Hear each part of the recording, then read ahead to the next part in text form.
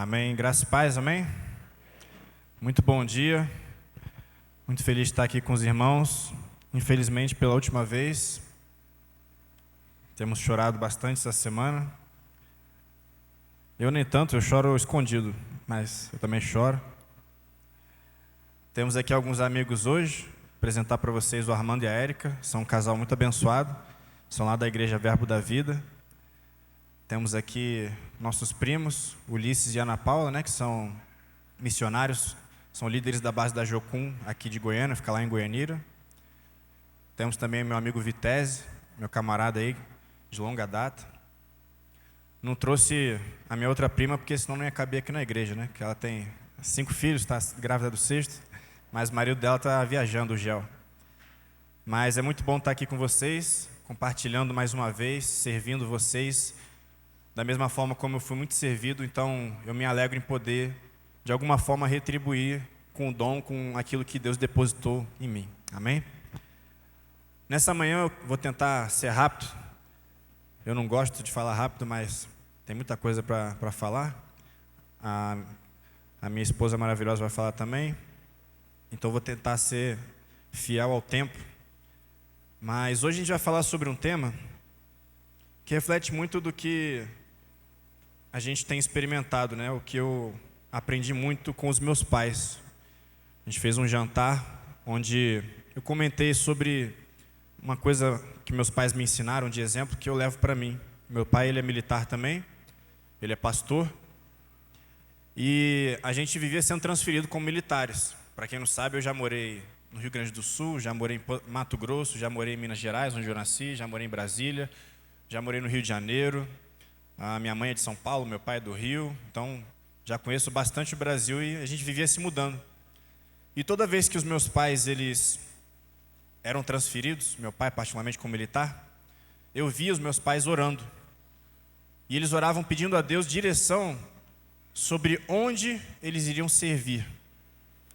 Qual igreja eles iriam congregar. Meus pais, eles nunca entraram numa igreja para avaliar se o departamento infantil seria bom, se o som daquela igreja seria bom, se a equipe de louvor era ungida ou não. Meus pais, eles sempre estavam preocupados em como eles poderiam servir. E eu peguei isso para mim, e como militar, eu sempre faço essa oração, e não foi diferente quando a gente veio para cá. Tanto é que eu não visitei muitas igrejas, porque no dia que eu entrei aqui, eu senti no meu espírito a confirmação de que aqui era o lugar onde Deus queria que eu servisse, eu e a minha família, não só serviço, mas também fôssemos servidos. Porque no reino de Deus, a gente serve e é servido, porque nós somos membros de um mesmo corpo. Então, se eu sou a mão, alguém vai ser o pé, alguém vai ser o braço, alguém vai ser o pescoço, de forma que todo mundo vai ter um talento e todo mundo vai ser servido nesse banquete. E sou grato a Deus porque, finalizando esse ciclo hoje, neste tempo, nessa igreja, eu fui levado a essa reflexão que eu vou trazer para vocês, que é um tema que eu quero que vocês meditem e tomem para si para fazer uma autoanálise, uma autorreflexão, um exame de consciência. E o tema de hoje chama mordomia cristã. Alguém já ouviu falar desse tema? Não? Mordomia cristã. Pode projetar aí para a gente, Guilherme? Essa é a última vez que vocês vão ver meus quadros clássicos aí, nas projeções. Eu sempre escolho a dedo eles. Abra sua Bíblia em Mateus capítulo 25,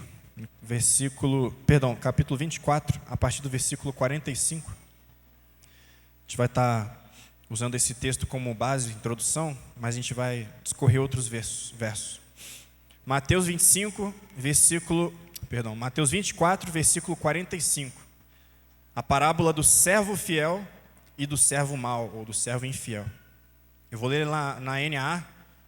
Se o Guilherme quiser projetar aí, você acompanha na sua Bíblia. Eu vou ler, que a gente tem pouco tempo.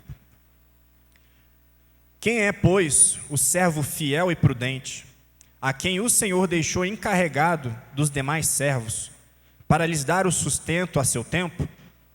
Bem-aventurado aquele servo a quem o seu Senhor, quando vier, achar fazendo assim. Em verdade lhes digo que ele confiará todos os seus bens. Mas o que acontecerá se aquele servo, sendo mau, disser consigo mesmo: meu senhor demora para vir, e começar a espancar os seus companheiros e a comer e beber com os bêbados. Virá o senhor daquele servo em dia em que não o espera, em hora que não sabe, e irá aplicar-lhe um castigo severo, condenando-o com os hipócritas, e ali haverá choro e ranger de dentes. Amém? Essa parábola, Jesus está falando num contexto onde ele está dando uma série de sermões, né, falando parábolas sobre o final dos tempos, sobre o fim dos tempos, sobre o julgamento, sobre os sinais dos fins dos tempos. E Jesus, ele dá discursos que são bem preto no branco, como a gente fala, né? Aqui a gente está usando a parábola do servo fiel, por isso que eu estou usando algumas imagens aí de camponês, vão ver durante a apresentação. Mas ele deixa aqui um dualismo bem claro, para que a gente não tenha dificuldade de entender a mensagem. E a mensagem é a seguinte: Deus, Ele nos confia os seus bens, para que nós, como mordomos de Cristo, possamos administrar isso, multiplicar isso para a glória de Deus. E diante dessa responsabilidade, a Bíblia está nos enquadrando de duas formas. Ou você é um servo fiel, ou você é um servo infiel. Não existe um servo mais ou menos, não existe um servo meia boca. Ou você é um servo fiel, ou você é um mordomo fiel, ou você é um mordomo infiel. Então esse é o primeiro baque que a gente toma aqui, né? É uma palavra pesada, porque ele está deixando aqui, ó, isso ou isso. A Bíblia não trabalha com mornidão. Quando a gente vai lá para Apocalipse, Jesus ele fala o que sobre os mornos? Que ele está a ponto de quê? Vomitar os mornos. Ele fala, ó, preferi que você fosse mal, que você fosse frio, mas porque nem é frio e nem é quente, estou a ponto de te vomitar.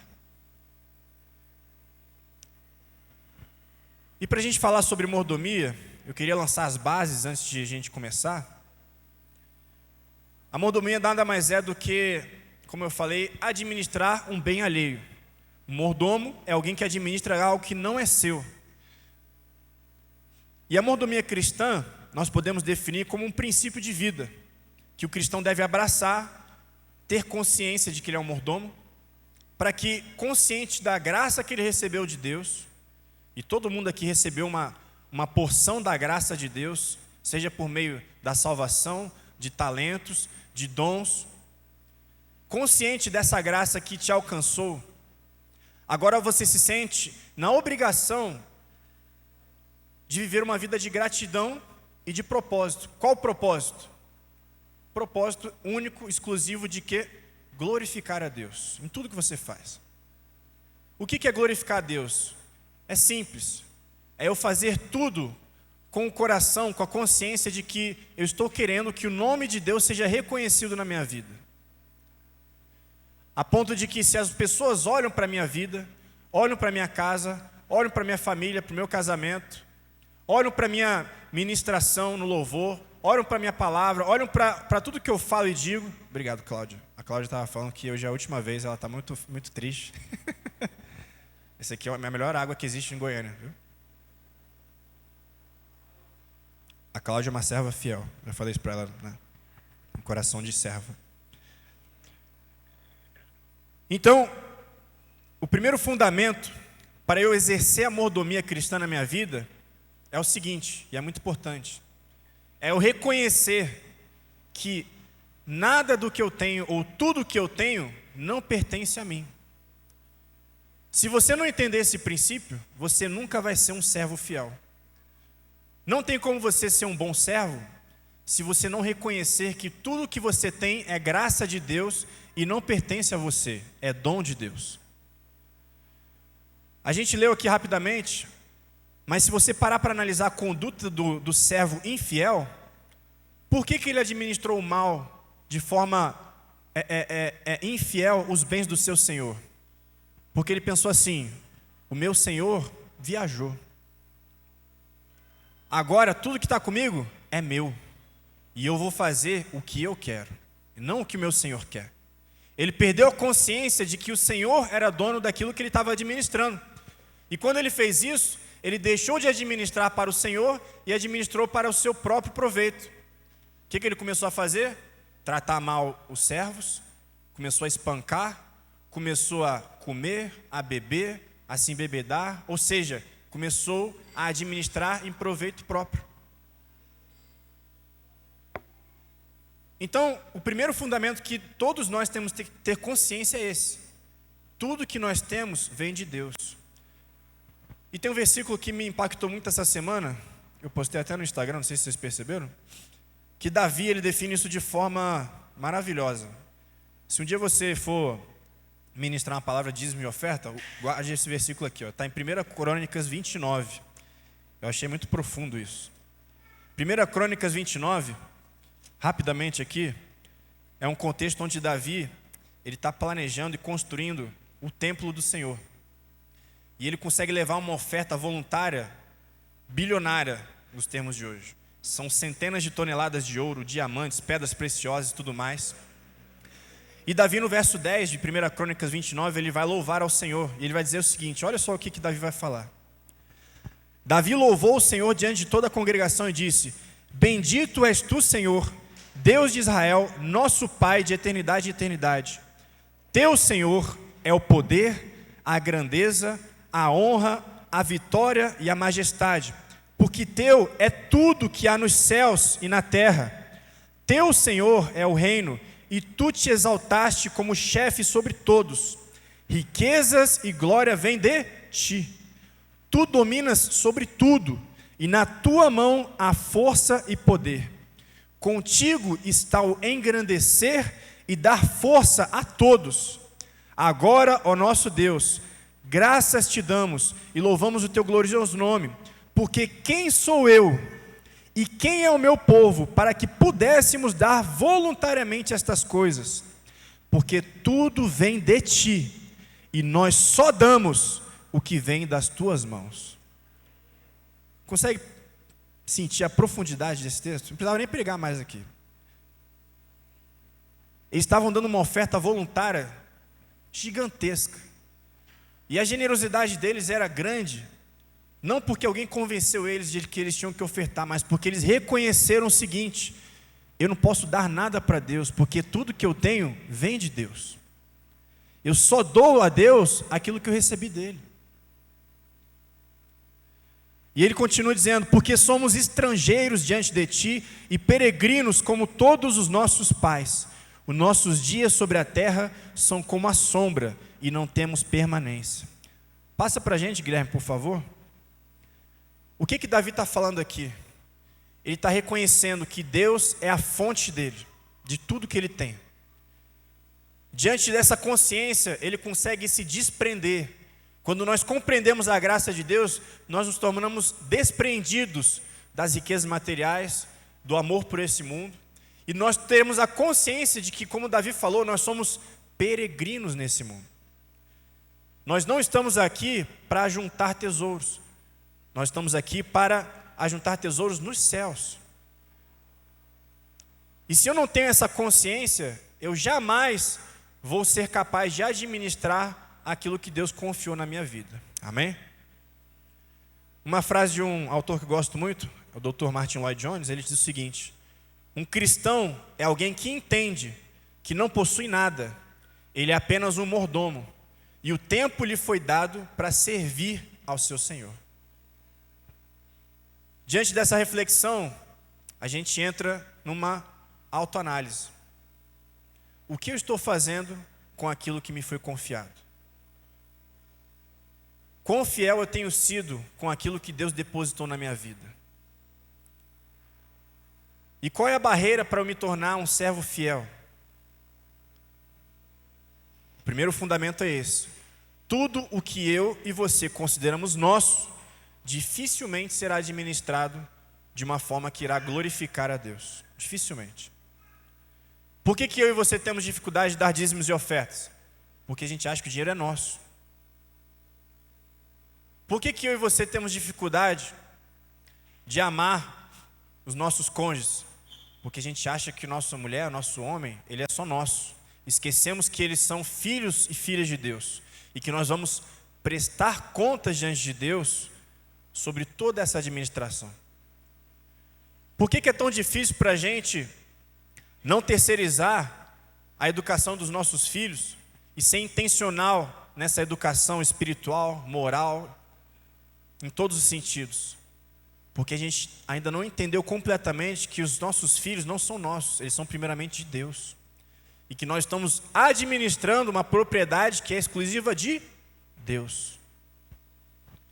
Então, quando a gente entende esse fundamento de que nada é meu, mas primeiramente de Deus, eu estou recebendo um dom, aí a responsabilidade, ela aumenta. Não é assim? Se você pega um carro emprestado de alguém, você vai dirigir com mais ou menos cautela do que o seu próprio carro. Né? Por quê? Porque você está consciente que aquele carro ele não é seu. Se você bater, além do constrangimento, você ainda vai ter que pagar aquele boleto. Então existe uma consciência de quê?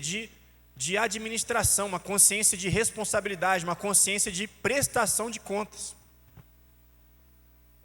E a gente vai entrar daqui a pouco no tópico, eu vou adiantar aqui, mas por muito se falar na graça de Deus, que não é por nossos esforços, nós esquecemos que mesmo como cristãos, mesmo como salvos, nós iremos comparecer a um tribunal de Cristo, onde nós iremos sim prestar contas daquilo que Deus confiou a nós. Você sabia disso? Eu vou falar daqui a pouco para não adiantar. Mas a gente vai ter vários exemplos na Bíblia. Existem várias parábolas que falam sobre essa questão da mordomia. Uma delas é uma famosa do rico insensato, né? Jesus ele fala assim, que existia um homem muito rico, e aí, diante daquela riqueza toda, ele falou: o que eu vou fazer com tudo isso? Ele fala: vou montar mais celeiros, vou armazenar os meus bens e vou estocar para que eu possa comer, beber e ter mansidão de vida. O que Deus fala para esse cara? Louco, nécio, insensato, hoje pedirão a sua alma, e o que você vai apresentar para quem vai requerer a sua alma? O que você apresentaria para Deus se Ele voltasse amanhã? O que Deus te confiou que se Ele voltasse amanhã você poderia chegar para Ele e entregar? Deus, estou devolvendo aquilo que o Senhor me entregou, está aqui. Eu administrei conforme as forças que o Senhor me deu, da melhor forma possível, para que o Teu nome fosse glorificado. Ou será que nós seremos encontrados como servos infiéis? Que usamos o nome de Deus somente para os nossos próprios benefícios, somente para os nossos próprios prazeres. Que pegaram o dom de Deus, né, e transformaram em algo egocêntrico. É uma reflexão que nós precisamos fazer.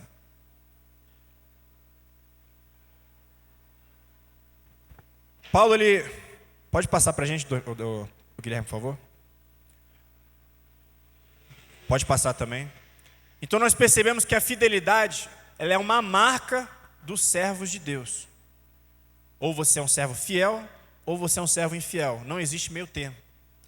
E Deus, Ele espera te encontrar fiel quando Ele retornar.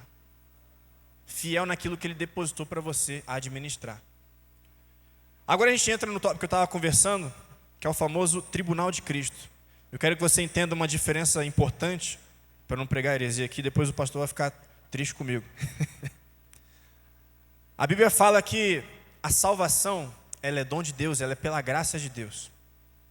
Mas a Bíblia fala sobre um termo que é interessante, que a gente não fala normalmente, que é um galardão. Quem já ouviu falar sobre galardão? O que é galardão? Galardão, na Bíblia, é recompensa. É pagamento, é salário, é um reconhecimento. E a Bíblia diz que nós seremos galardoados de maneiras distintas. Mas o galardão não tem a ver com salvação. Preste bem atenção. Vamos abrir a Bíblia rapidamente. 1 Coríntios 3, no capítulo 10.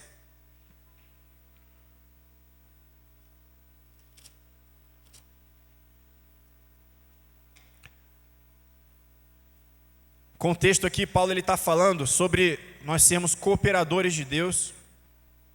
E aí na igreja de Corinto tem aquele problema de que pessoal estava se dividindo. Eu sou de Apolo, eu sou de Paulo, eu sou de Cristo, eu sou de Calvino, eu sou de Lutero, eu sou disso, aquilo. E aí Paulo vai dizer o seguinte, versículo 10. Segundo a graça de Deus que me foi dada, lancei o fundamento como sábio construtor. O fundamento é Cristo. Por meio dele a gente recebe a salvação, por meio da graça. E outro edifica sobre ele, porém cada um veja como edifica. Porque ninguém pode lançar outro fundamento, além do que foi posto, o qual é Jesus Cristo. E se o que alguém edifica sobre o fundamento é ouro, prata, pedras preciosas, madeira, feno ou palha, a obra de cada um se tornará manifesta, pois o dia, o que é o dia? O dia da volta de Cristo, julgamento, tribunal de Cristo, demonstrará o quê? As obras de cada um, seja ela ouro, prata, palha, feno, madeira, porque será revelada pelo fogo, e o fogo provará qual é a obra de cada um. Se aquilo que alguém edificou sobre o fundamento, que é Jesus Cristo, permanecer, esse receberá o quê? Recompensa, galardão. Ele não está falando de salvação aqui. Se a obra de alguém se queimar, se for madeira, palha, de baixa qualidade, digamos assim, esse sofrerá dano, porém, ele mesmo será o quê? Salvo. Mas como que através do fogo. 45 segundos tempo. O que Paulo está diferenciando aqui? Olha, nós temos o fundamento que é Jesus Cristo. Esse fundamento, ele nos dá salvação pela graça. Não é o nosso mérito. Mas esse fundamento, ele agora nos chama, nos convida a continuar essa construção, a ser cooperador de Cristo. E a Bíblia fala que tudo que nós construímos no nome de Cristo será provado pelo fogo no grande dia. As nossas obras serão testadas a fim de descobrir qual é a qualidade daquelas obras, se elas são de um servo fiel ou de um servo infiel. E ele usa aqui, figuras, simbologias, de ouro, prata, diamante, madeira e palha, porque o fogo não vai queimar o ouro, ele vai permanecer, é uma obra que permanece. E esse que construiu, que foi fiel e que multiplicou aquilo que Deus confiou a ele, será o quê? Galardoado, será recompensado. E é por isso que o mesmo Paulo ele vai falar, irmãos, sejam firmes e constantes na obra do Senhor, sabendo que o seu trabalho no Senhor não é o quê? Em vão. Como fala, eu acho que é no filme do Gladiador, Tudo que a gente faz aqui na vida, ecoa onde? Na eternidade. Isso é um princípio espiritual. Tudo que você está plantando no nome de Cristo, aqui na terra, você pode ter certeza de que você vai, além de ser salvo, ser galardoado nos céus. Você vai ter recompensas eternas como um servo fiel. E a gente vê isso descrito lá na parábola, A Bíblia ela fala que aqueles que multiplicaram, a esses foi dado o quê? Foi dado mais. E aquele que não multiplicou, até o que ele tinha foi o quê? Retirado.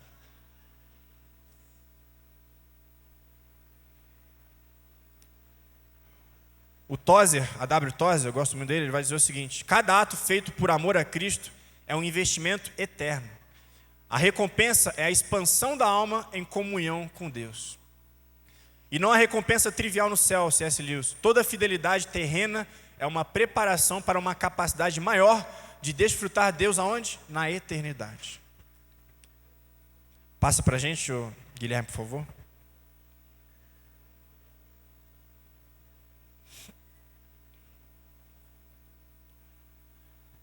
Então, diante disso, a gente precisa começar a fazer uma autorreflexão. Como está sendo a minha fidelidade perante os dons que Deus me confiou? E aí você às vezes vai se questionar, mas eu não fui feito para pregar, eu sou desafinado. Irmão, nem tudo que Deus te confiou exige microfone e púlpito. Mas tudo que Deus te confiou é para a glória de Deus. Se você não tiver essa consciência, você realmente nunca vai ser capaz de administrar aquilo que Deus já te deu, porque você não reconhece isso como algo espiritual. A nossa mente, ela é muito facilmente levada a um dualismo, onde eu enxergo coisas de Deus, não, sei que a gente está na igreja, né? Coisas de Deus estão aqui na igreja, e coisas do mundo, o meu trabalho, as minhas finanças, nós dividimos, mas não, a gente está aprendendo aqui que tudo é espiritual, tudo vem de Deus, tudo é dom de Deus. Então, a Bíblia também vai dizer na parábola aqui, no mesmo capítulo de Mateus, na parábola dos talentos, que Deus ele confiou os talentos a cada um segundo a sua capacidade. Isso significa, irmão, que você não precisa tomar como referência um Billy Graham da vida. O chamado do Billy Graham é um chamado segundo a capacidade que Deus deu para ele. O chamado do apóstolo Paulo é um chamado que Deus deu segundo a capacidade dele. Cabe a você descobrir qual é o chamado, qual é o talento que Deus confiou na sua vida. E não ficar se comparando a ponto de não fazer nada. Mas se você está aqui hoje como membro dessa igreja, você tem que ter a consciência de que você tem um lugar no corpo. E se você não está desempenhando isso, você não está sendo um servo fiel. Mas eu não tenho capacidade. Então seja fiel no pouco. A Bíblia diz, quem é fiel no pouco, é fiel também no muito. E quem é injusto no pouco, também é injusto no muito. Talvez hoje o seu tempo é um tempo para ser fiel nas pequenas coisas. Mas você pode ser fiel. Porque Deus ele não nos julga somente segundo as nossas obras. Ele julga segundo as nossas intenções. Olha o que Paulo ele vai falar sobre esse grande julgamento. Em 1 Coríntios, no capítulo 4, ele diz assim: assim, pois, importa que todos nos considerem como ministros de Cristo e encarregados dos mistérios de Deus. Ora, além disso, o que se requer desses encarregados, desses mordomos, é que cada um deles seja encontrado fiel. Você vê que a Bíblia está totalmente conectada. Mas a mim pouco importa ser julgado por vocês, perdão, ou por um tribunal humano. Nem eu julgo a mim mesmo, porque a consciência não me acusa de nada. Mas nem por isso me dou por justificado, pois quem me julga é o Senhor. Portanto, não julguem nada antes do tempo, até que venha o Senhor, o qual não somente trará à plena luz as coisas ocultas das trevas, mas também manifestará o quê? Os desígnios dos corações. E então, cada um receberá o seu louvor da parte de Deus.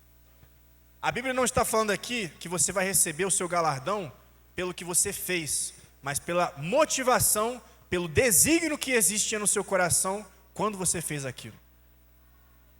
Porque Deus ele prescruta, é assim que fala? Deus ele vê a intenção antes do que está no exterior. Então você às vezes está se julgando porque não faz como fulano ou ciclano, porque você não está preocupado com a intenção com que você faz. Você pode servir um copo de água como a Cláudia está fazendo aqui, e a intenção do seu coração ser um louvor a Deus que vai agradar mais do que um pregador eloquente, que muitas vezes está pregando por fama, por dinheiro, por ganância. Então, antes de fazer, pergunte-se por que fazer.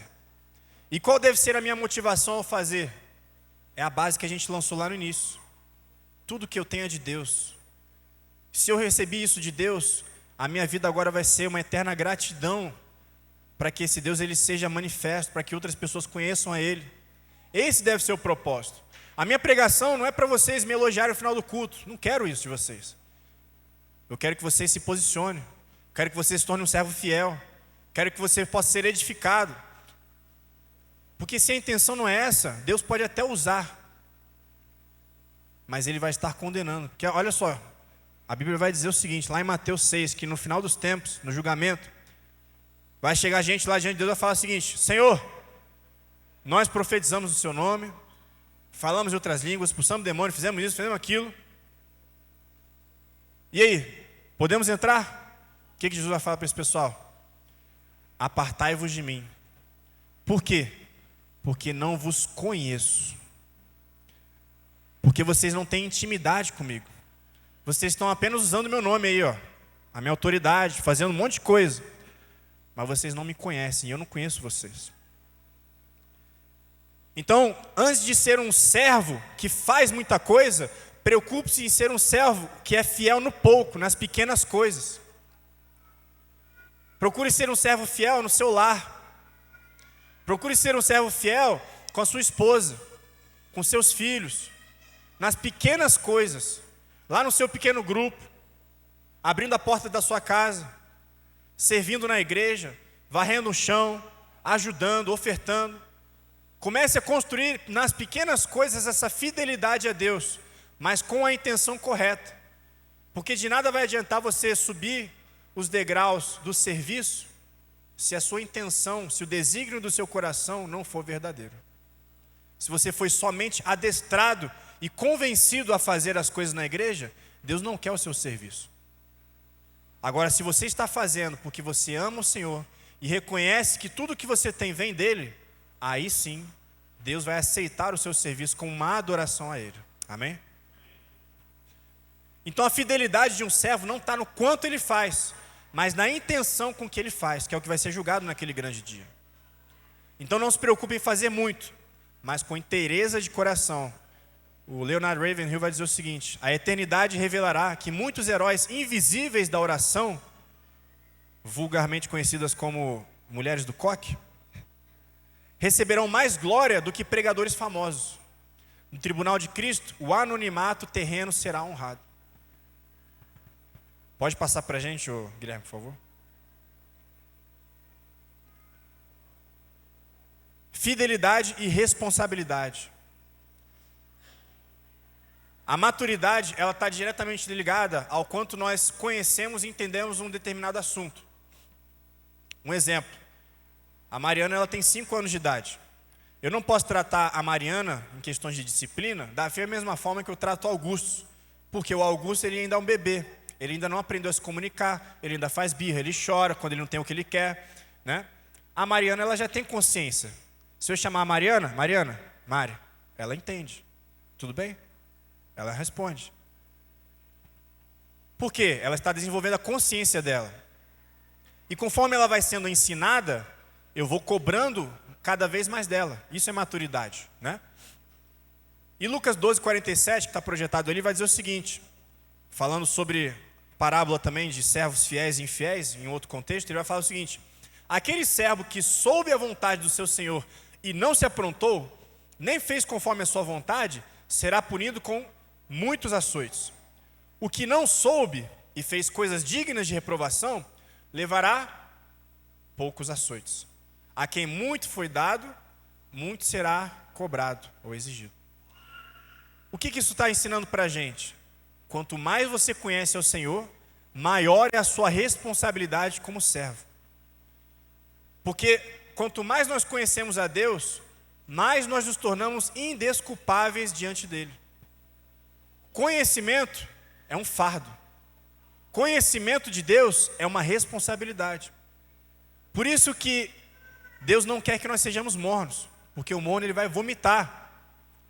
É um perigo muito grande você estar vindo para a igreja todo domingo, ouvindo a palavra todo domingo, sendo confrontado todo domingo e não se posicionar. Porque a sua consciência está aumentando. A sua maturidade deveria estar acompanhando essa consciência. Mas se as suas obras não estão acompanhando isso, você está acumulando para você o quê? Juízo. Isso é sério. Você está sendo um servo infiel. A palavra de Deus que está sendo pregada todo domingo aqui, como o pastor Edemar pregou recentemente, é um espelho. A gente vem aqui, coloca um espelho, né? Primeiro o espelho é para mim mesmo. Aí eu vejo, nossa, tem uma espinha aqui. Aí a gente vira o espelho para a igreja, ó. Tá vendo aqui? Você não é tão bonito quanto você acha, não. Tá vendo aqui? Você não é tão santo quanto você acha, não. Ó, tem que melhorar isso aqui. Ó, dá para servir mais um pouco. Dá para se sacrificar um pouco mais. Dá para fazer algo mais. E se você não posiciona, o que está fazendo? Acumulando juízo. E ele deixa bem claro, ó. O servo que conheceu a vontade do Senhor e não fez, vai tomar muito açoite. O que conheceu, que não conheceu e não fez porque não conhecia, vai tomar menos açoite. Então existem graus de responsabilidade de acordo com a minha maturidade, a minha consciência.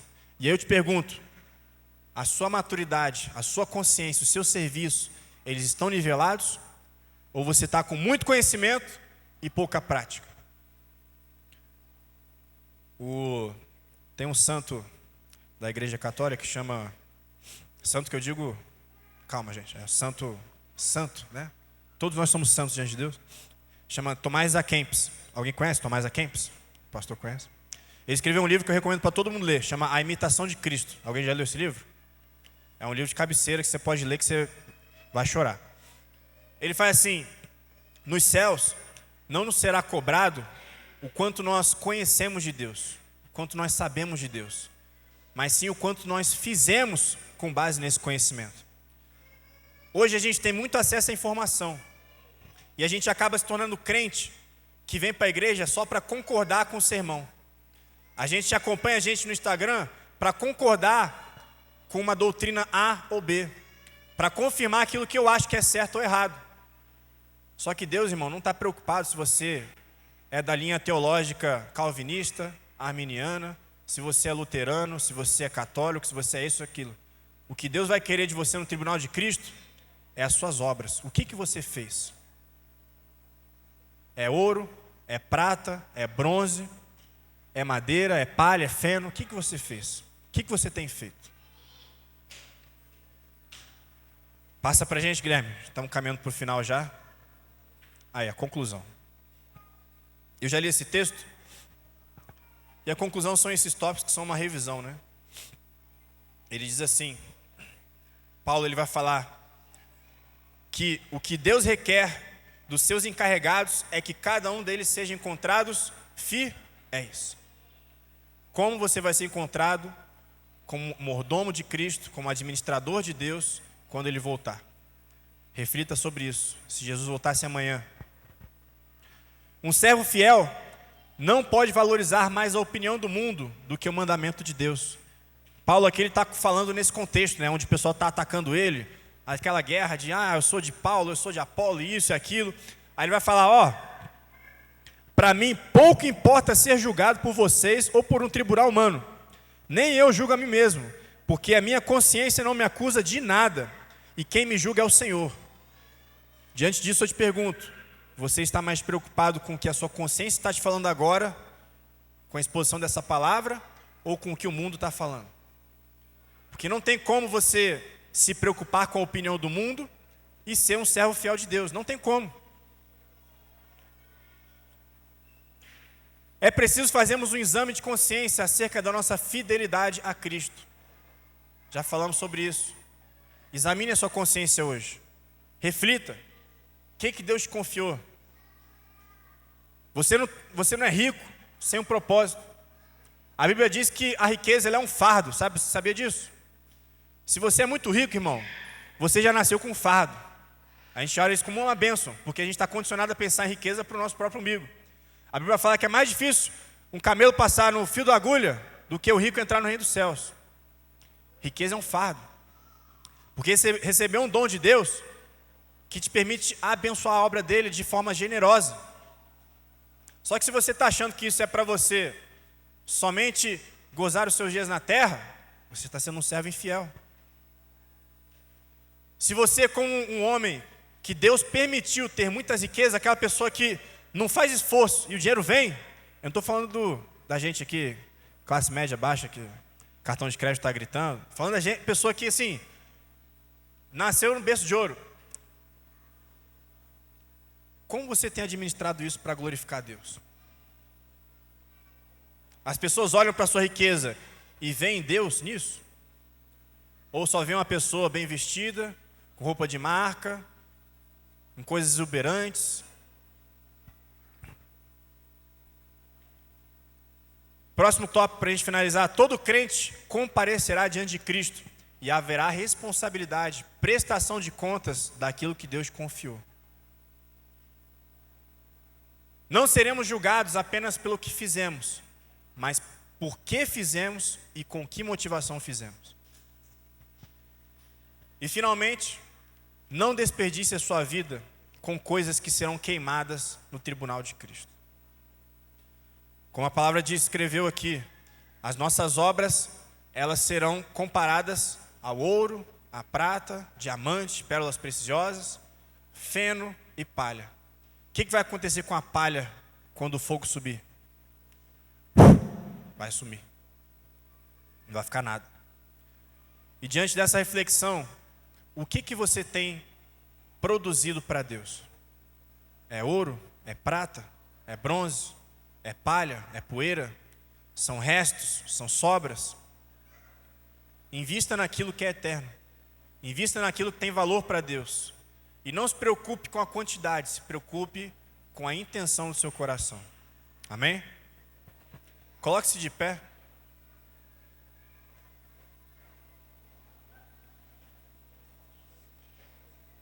Tinha mais coisas para falar, mas não tem como. Mas a gente gostaria de estar orando nesse momento, diante dessa palavra. E depois disso a minha esposa vai estar falando.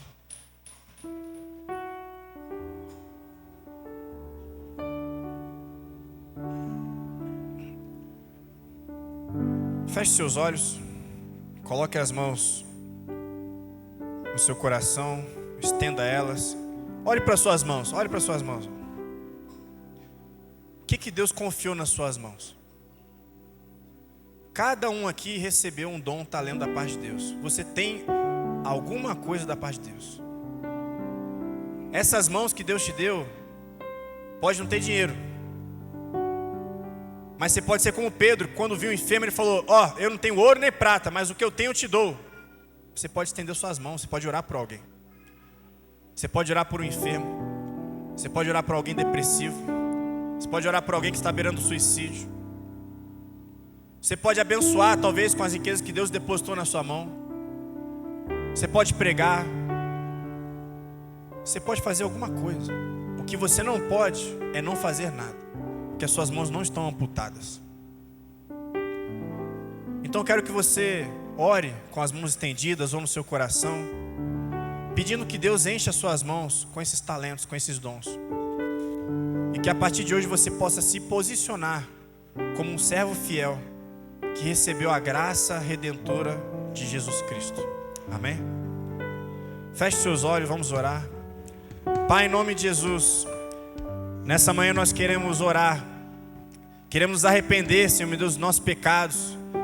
Queremos nos arrepender, ó Pai, de muitas vezes sermos servos infiéis, servos preguiçosos, servos, ó Pai, que não estão, ó Pai, demonstrando gratidão por tudo que o Senhor fez por nós naquela cruz, Senhor. Queremos pedir a Ti que quebrante cada um aqui nessa manhã, Pai, e gere temor, gere senso de responsabilidade, gere um senso, ó Pai, de que nós iremos prestar contas de tudo que o Senhor depositou nas nossas mãos. Se há alguém aqui que não sabe o que o Senhor depositou, que haja clareza nessa manhã. Que o Senhor derrame dons, talentos. Que o Senhor derrame Teu Espírito sobre cada um aqui, Senhor meu Deus. E que todos nós possamos sair daqui com a consciência de que nós somos servos, trabalhadores na Tua obra, cooperadores da construção do Teu reino, Senhor. Pai, em nome de Jesus, perdoa-nos, enche-nos, até que possamos transbordar e possamos ser encontrados naquele dia como servos fiéis na Tua presença. Essa é a nossa oração, em nome de Jesus. Amém.